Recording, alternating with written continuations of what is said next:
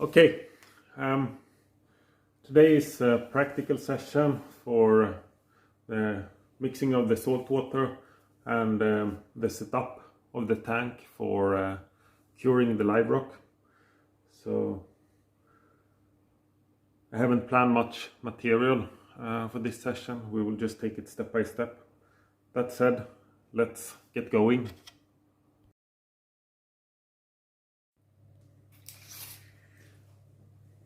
Okay, we'll just have a quick walkthrough of what I plan to be using.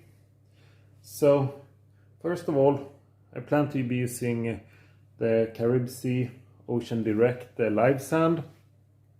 And actually it's the only sand that I've ever used since it got to the market. I started using the live sand from Caribbean Sea and I haven't had any reasons to change, so I will continue using this one for now.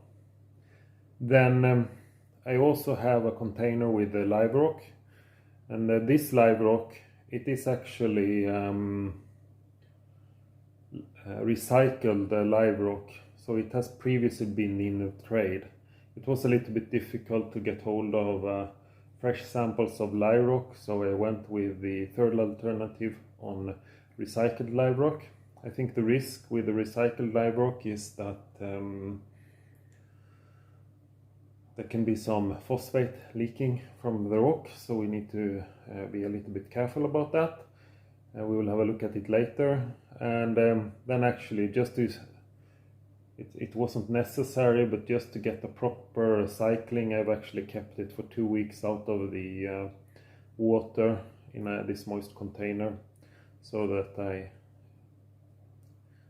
hopefully I will get an ammonium and nitrate spike to report, so that there is actually a curing of the rock occurring.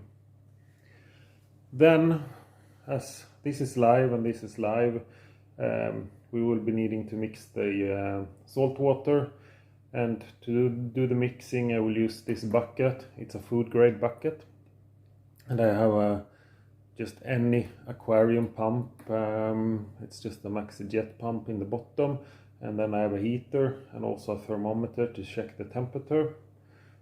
And then I prepared filtered fresh water, which would be the reverse osmosis water. 20 liters is the starting mixture, so I'm prepped with that. And then finally we have the salt, and to do the mixing we will review that later, but I always measure or weigh the salt. I calculate what I need and then I measure it, and then when I've done the mixing I just validate with the refractometer. So it's a two-way safety situation, not to make a mistake. Okay, that said, let's get going. I will actually complement the setup with two things. First one being towels. That was obvious when I poured the osmosis, the filtered water into the mixing container, and then also actually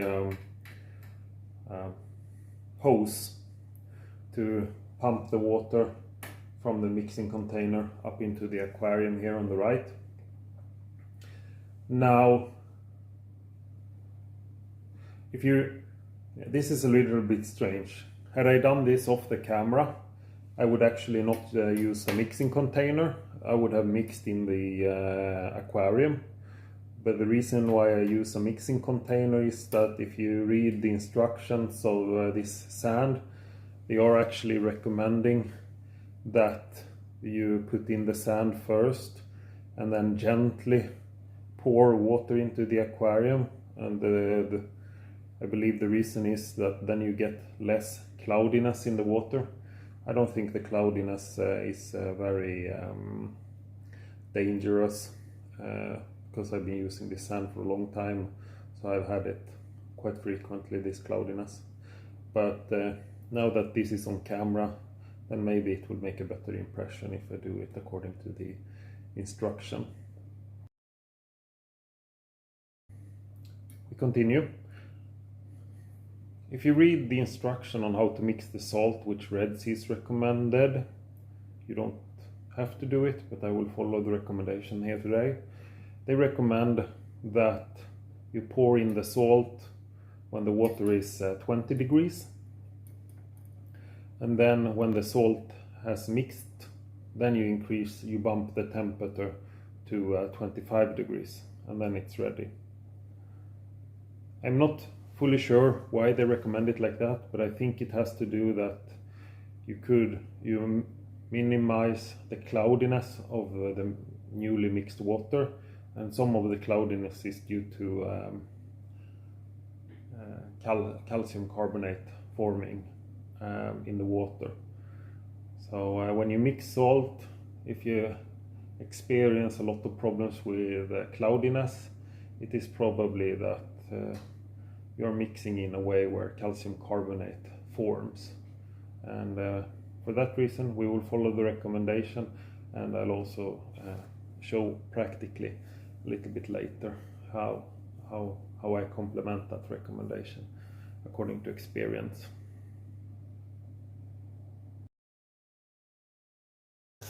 While we wait for the temperature to reach 20 degrees in the water, we start preparing by measuring up the salt. Now, if you read the instruction, we want to mix 34 ppt salt water. So according to the instruction of the salt, for every liter of water we should add 37 grams per salt. Now, we have 20 liters of water, so that should multiply to 740 grams of salt. So you see here on the scale, 740 grams of salt is prepped for mixing. Now, getting back to the 37 grams per liter, actually, if you do the math, you can ask, why don't you mix, if you want 34 ppt blend, why don't you mix 34 grams of salt? Because 1 liter of water is approximately 1 kilo. Now if you do the math of that one, when you add 34 grams of salt into 1 liter, actually it's no longer 1 kilo, it's close to 1 kilo and 34 grams. So actually the mass ratio is a little bit different, and that accounts to 1 ppt or 1 gram to get that correct. And the two more on top of this is that in the salt, it is not just salt, there is also some salts have a crystalline water bound to it, and I think this is accounting for the other 2 grams. Why mixing 37 gram and not 34? Okay, now the scale has died, but there were 740 grams, and I think we're ready. As soon as it turns 20, we will start mixing.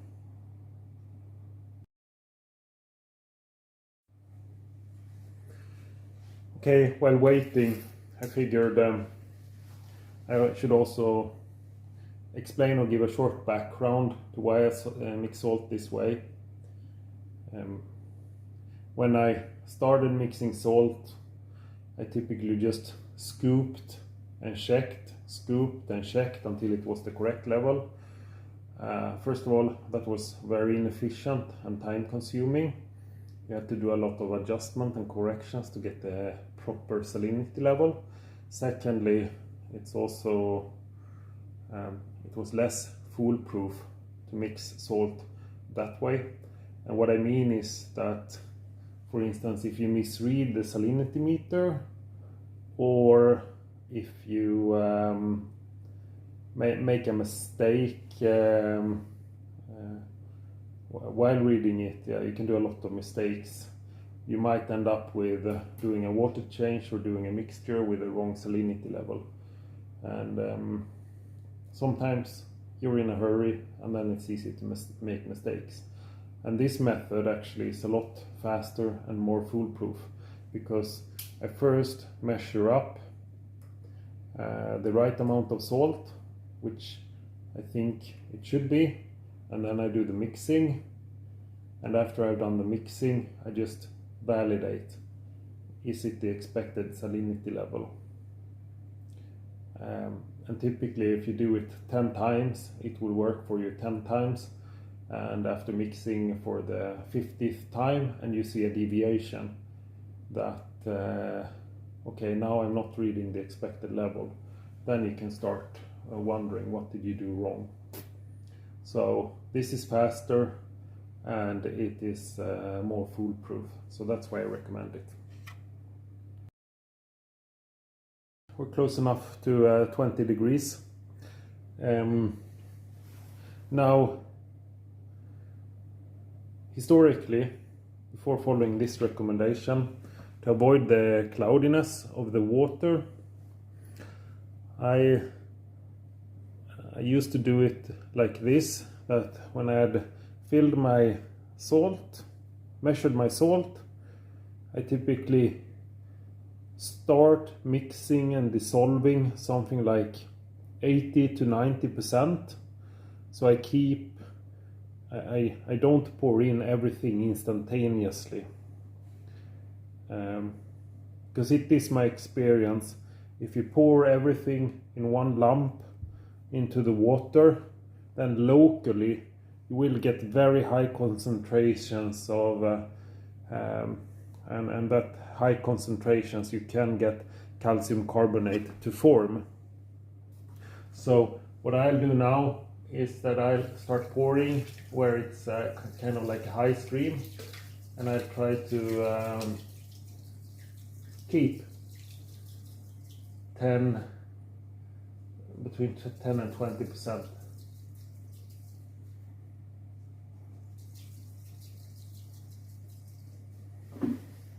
Now,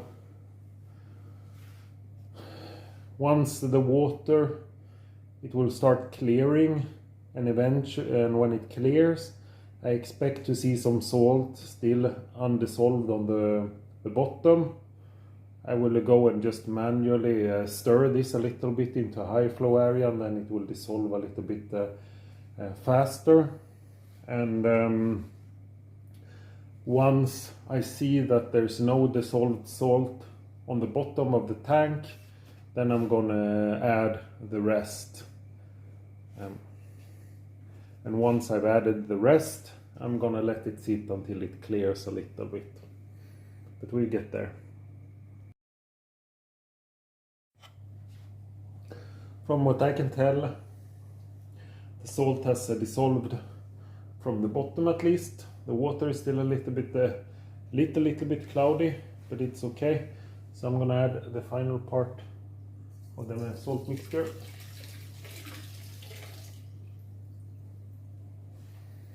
And now temperature is still 20 degrees, and we're climbing to 25. And I'm gonna put a lid on to speed up the heating process, actually to reduce the cooling process, and wait for it to turn 25. And once it turns 25, I think the cloudiness will have disappeared from the water, and then I'm going to measure it with the refractometer to check what is the salinity level, just validate that is 34 pt, and then I'm going to start pumping it up to the aquarium.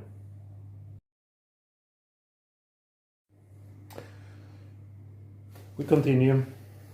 Actually the lifting height of the Maxi jet pump, it's too low, so I put it on pallets to have it to pump up to the aquarium a little bit later. Next step is the sand, and if I read the instructions correctly, in this box of sand there should also be a small in this bag of sand there should be a small bag with fluid which is containing substances that will help us clear the water faster. And here should also be a lot of live bacteria. So I'm gonna cut it open and start adding it to the aquarium. I didn't spend too much time on the sand. Okay, it's somewhere in average 3 centimeters of sand, and I think as I'll start pouring water into the sand here, it's gonna move around a little bit anyway. And then here I got the plastic bag, which I did mention, biomagnet clarifier, which I'll be adding a little bit later once I pour the water into it. Next step is to add the rock. And now temperature is approaching 25 degrees. I wanted to have a look at the rock. The rock we're going to use is this piece of live rock, and it's quite a dense rock, but it's looking healthy.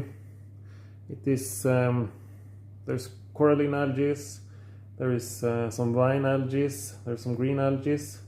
The only thing that caught my attention was that when I picked this rock, there was a black rock lying on top of this, and typically live rock has this white aragonite color, or yellow-white color typically if it's live, and I couldn't figure what that black rock was. It looked to be something foreign, so I actually had that one removed, and then there was some funny algae on top of that, but we'll see how it goes. It's a dense rock, and it looks by the crevices and the holes that there's a lot of should be a lot of bristle worms in this rock. Let's see what comes out. It will be exciting. On top of that, since it's a dense rock, I will also complement with some Marco rocks. This is Marco rocks, and I will complement with Marco rocks, which has a higher porosity, and I will put them in the filter section, in the bottom of the filter section. The rock weighs about 3.5 kilos, and probably I'm gonna add another 250 grams, possibly half a kilo in total of dead rock in the filter section with a higher porosity. I might also add some small sections of live rock into the filter section.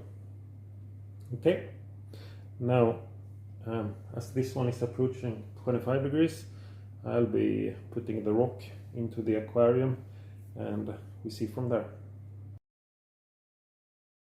Now I added the rock to the display, and I also filled up the rear part of the filter with some dead rock mixed with live rock with high porosity. I will zoom into a picture now where I illustrate how it looks.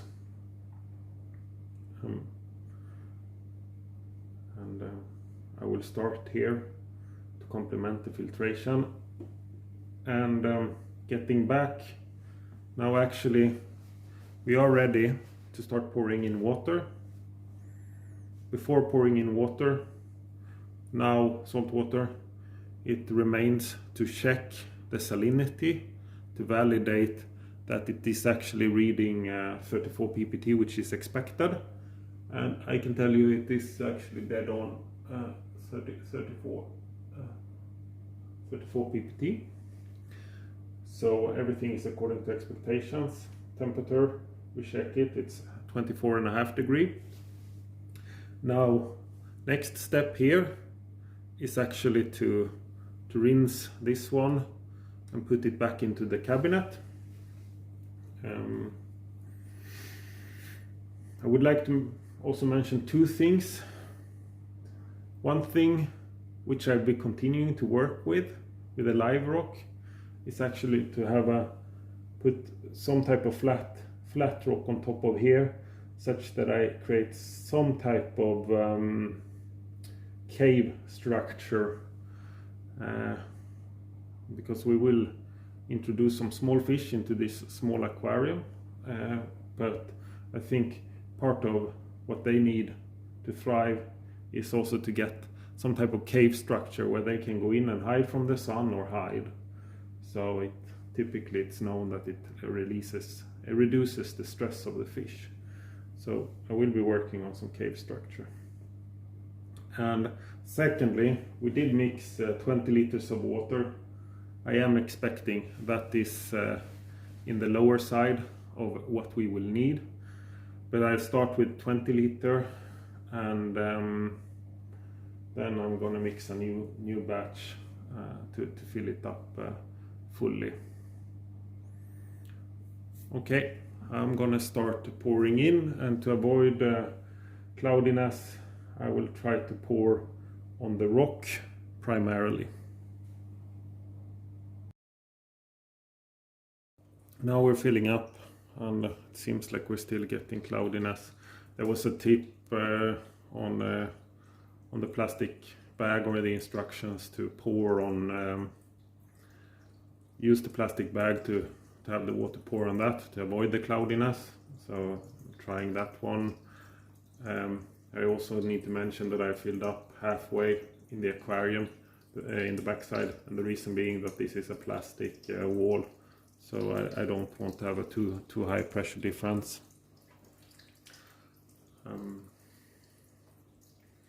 So we're getting here. This was as far as 20 liters got me.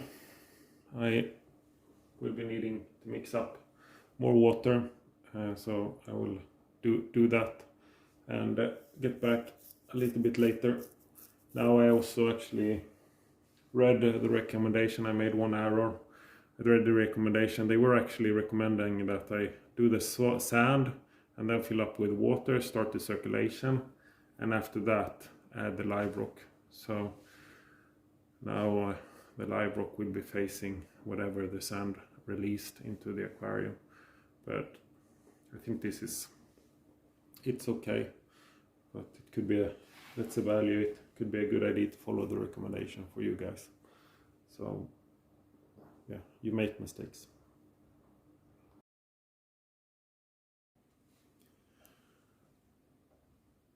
Hey, okay, so we're back. Tank is full, and the worst has started to clear.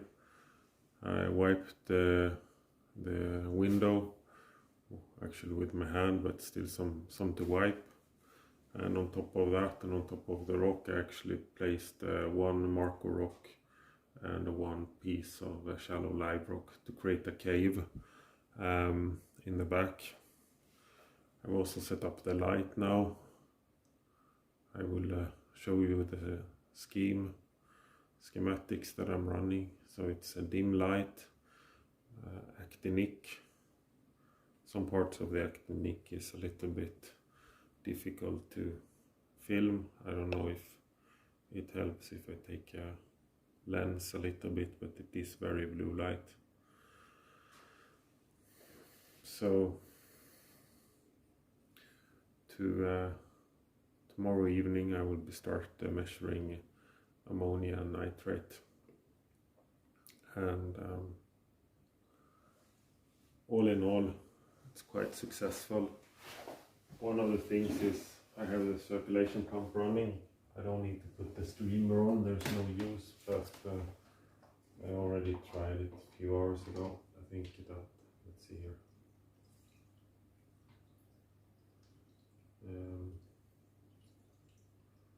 Yeah, it is looking to be way too powerful. It is swirling up too much sand. So I'll wait a bit until I get some bacteria on the sand and try again, and possibly also put it on the window. But I'll be needing to work with the streamer. Possibly we will do an early upgrade. It's not too bad, but there is I already see now on the sand that it's too much motion. Let's see where we go. It's too early to give up, but it's indicative that this is going to be too strong for the aquarium.